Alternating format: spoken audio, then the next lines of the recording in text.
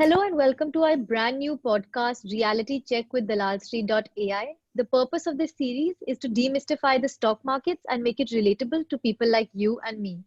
So, to kickstart this series, we have decided to focus on a very important topic, women in stock markets. And today we have Rythum Verma with us to take us through her journey, thoughts, and learnings. Rythum, nobody can know you better than yourself. So, would you like to introduce yourself to our listeners? Yes, so first and foremost thing, I would like to thank you for inviting me for this podcast.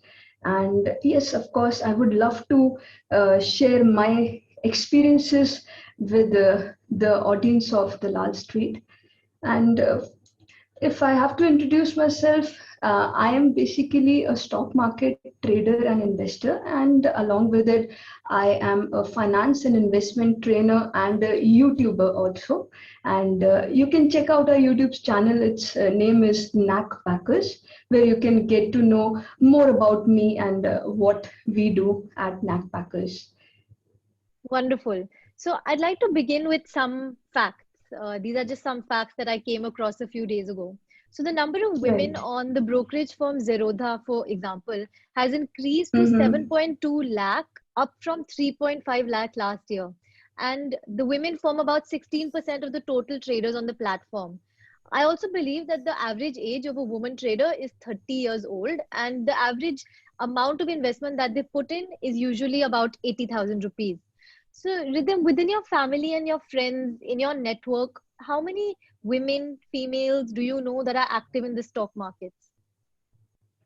To be really honest with you, I don't know any in my immediate network, especially women, or for that matter, even not many men also who are actively involved in the stock market. There are a few men, but definitely I don't know any woman in my immediate network who's involved in stock markets.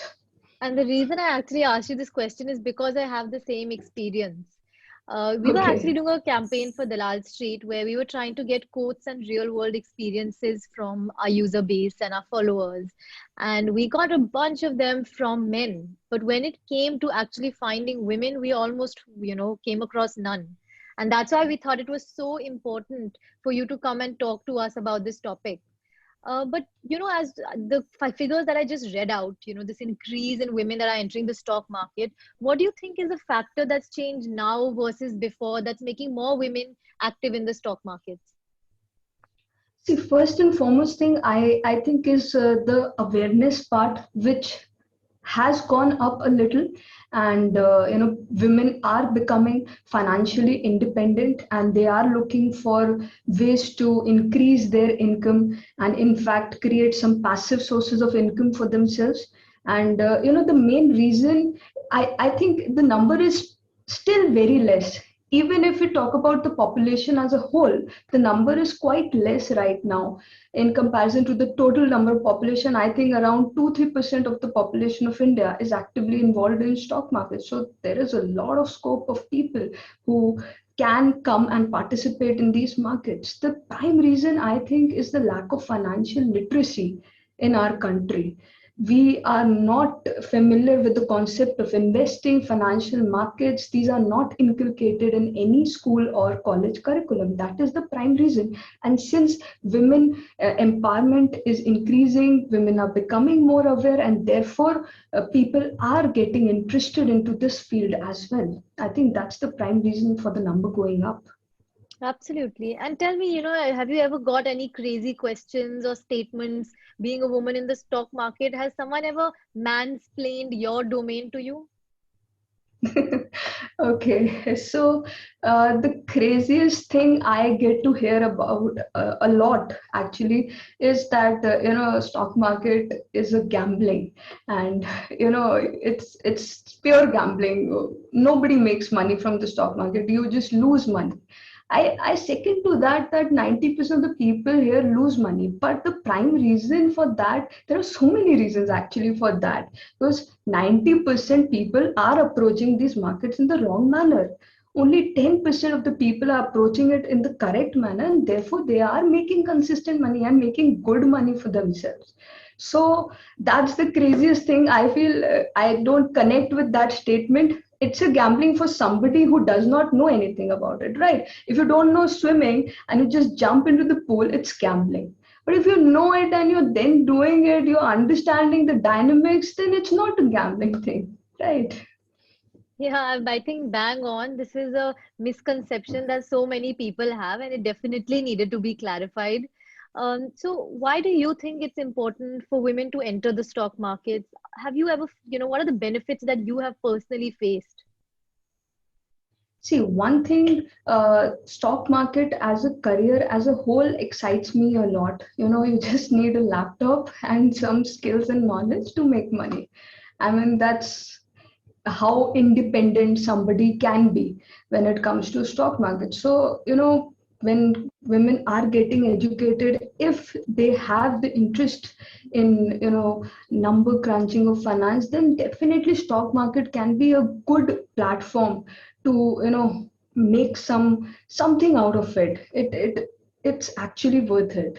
um, so not even women, men also should. I think I would like to motivate men also to because there's no competition in it. You just have to understand the market and you have to go according to it. There's no competition. Like if 10 more players are entering into the market and they are actually applying my strategy, then maybe the chances of my strategy working increases, does not decrease, because more people are going by it. You're understanding what I'm trying to say? Absolutely. And tell me, Rhythm, can you say there are any few ways that the stock market has changed your life? Well, I actually got interested in stock markets when I was pursuing my CFA. So I got to know about finance and investments from there, and slowly and steadily, because in my family and even in friends' background, nobody is into this field, I would say. So it was my own journey. There's nobody to guide me. So from there, I got interested in this field, and slowly and steadily, as I've explored this field, worked upon it, so it has actually become an integral part of my career now, and I foresee my future into it. So it has definitely been a game changer for me, I would say. Lovely. And for women who are stepping up in this new age of women empowerment that really begins with financial independence first, can you help us to navigate, what are the few concepts or techniques that a beginner should know? Can you take us through some of the most important ones that you have personally come across? Yes, of course. So when it comes to a few things which one should know while starting their journey into the stock markets, first and foremost thing I would say that just like anything, it's it requires some skill set and knowledge. People, how do they approach these markets? The approach is, I mean, very important. People open the demat account today and expect to make profit from tomorrow. I would like to ask you, like, when somebody thinks about becoming a CA or an engineer, they know that they have to spend like 4 to 5 years into the field to become something. If you want to do an MBA, you have to crack the entrance, then complete 2 years into that, and then you're going to get a good placement with the hope of getting a good placement after that.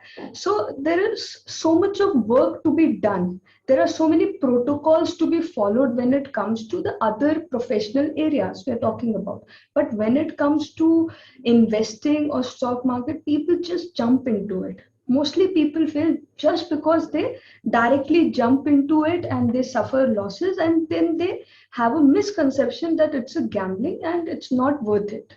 Right. So first thing I would like to say is that for a beginner, one should understand that this is a professional field which requires some skills and knowledge before you directly jump into it.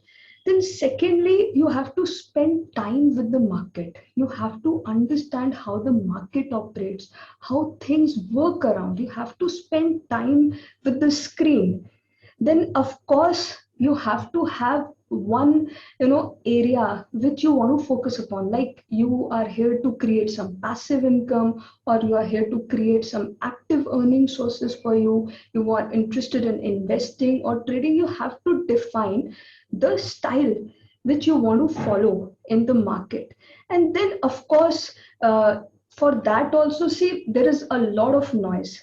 Some people say that you can follow the news and make it big in the market. That is actually false, according to my experience. News, and there is so much distraction. Don't go ever for any tips or calls. That's what I can say from my experience, that these are not worth it. You have to set your own system of research and analysis, how you approach the stocks. You should have a system, so one should spend time on that. And of course, lastly, I would like to say that it's a lot about the psychology management and the money management part. There are so many people who invested at 100 with the hope that it is going to go up to 200, and what happens is that it goes down to 90, 80. They want to average it down. Never do that mistake. Always try to average up your position which is working well for you, not average down the position which is not working well for you, just to prove yourself that the decision you made is right. It's not about being right or wrong, it's always about winning big and losing small in this market. So you need a mindset, a proper psychological balance, and proper money management skills are to be placed in order to grow and become a consistent profitable trader or investor in this field. So these are a few areas we can work upon as a beginner to start off. That's what I would say. I think these are really helpful tips and tips that all of us can actually easily implement. But just wanted to Right. ask you, there are so many of these online courses available, so much learning Mhm. material available. Is there any one of them or any two of them that you would highly recommend? To be honest, as far as my journey is concerned, I have been a reader.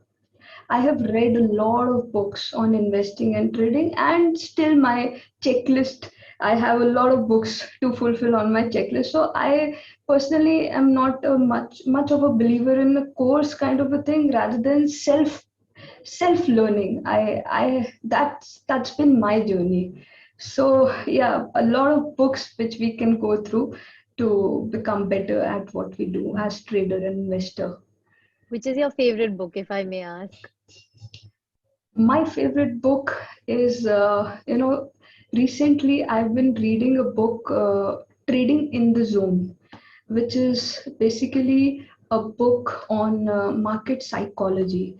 I have been intrigued by the content of that book, and how psychology can play a big role in our decision making. Even if we see just numbers, it's all about our mindset. So that I've liked it a lot. Interesting. I'm definitely going to go and get that book and read it. So, as you Sure. did kind of pinpoint at some areas that the stock markets can be dangerous, it can be a volatile place. So, how do you Right. personally protect yourself from this, this risk, this volatility around? Yes. So for that, before even making profits, one should always target to protect their capital. So first target should be cut down on your losses or protect your capital, and the second target should be to make profits. And when it comes to capital protection, according to me, one should always follow strict stop loss rules for that, and exit out of it if it's not working for you. Keep your losses small, and whenever you're right, try to gain maximum out of it. Not just like, if you are making a little bit profit, you're just exiting out of it, and when it comes to making losses, the losses are going huge with the hope that you will be able to recover. So one should not do that, and just follow strict risk reward ratios in order to protect your capital. Understood. Thank you for that. But Rhythm, there is so much going on around ethics in finance and how it's so important for all of us to abide by them. Can you take us through this in a bit more detail? I think ethics and finance put together, there's still a lot of gray area. So can you clarify this for us a bit, please? Yes, sure. Actually, when it comes to any profession, when it comes to a CA, we have a oath to fulfill. When it comes to doctor or a lawyer, everywhere there is some oath involved, everywhere there is some ethics involved. Then how come finance is any different? In fact, there are so many frauds and scams happening day in and day out in this field, in the field of stock markets. We've all heard about the 1992 Harshit Mehta scam series and everything. So we are so much aware that has actually caused a lot of misunderstanding and lack of trust among the masses about this field. So if we are into this field, we owe this to the field, and if we are genuine enough and we follow the ethical principles, then of course some people are there to bring that hope and trust into this field. And moreover, if you are into an investment advisory position, then all the more it becomes important for you to follow ethics, because people are placing their hard earned money on you, and therefore you owe this to them. Absolutely. I think that's really well said. Manufacturers and distributors of financial products have always reinforced a communication by men for men kind of approach. And this kind of reinforces that men take charge of money better. What is your take on this? Do you think it's true? Do you think things are changing? Well, I would say when it comes to at least the tier one cities, things have been changing around as far as our generation is concerned. I think there have been changes in it's not about money or any other task. These are all life skills that we are referring to. So how can we, specify some gender roles to these life skills when it comes to even cooking for that matter? We need to eat to survive, right? We need money to survive and grow. So these are life skills. Why to specify a gender to such life skills? Everybody should be doing everything because these are life skills. And of course, some changes are happening, but a lot more will happen, hopefully, with time over the future. Absolutely. I mean, I hope so as well. But since we're nearing towards the end of our first podcast, I'd really like to express my gratitude to you for joining us and being our first guest. Thank you for sharing your experience and providing the best possible answers to all of our questions. It was really great to have you, and we look forward to more future endeavors with you. I would also recommend everyone to go and follow Knackbackers on YouTube. I went through a lot of the videos and I think they're super helpful. But just any last tips from you, any last words of wisdom from you? Thank you so much for inviting me to this podcast, and it was a great experience to talk to you about so many good stuff about the stock market. And if I have to say something towards the end, I would like to sum it up that in order to be successful in any field, be it stock markets or any field, success depends upon you. And the biggest risk that one can take is not taking any risk. So, with that motivational note, I would like to sum it up. That was really amazing. And I think that was the best end to the first episode because we truly believe in that. Everyone who's involved in the stock market believes that to get rewards, you do have to take some level of risk. So thank you so much for that, Rythum.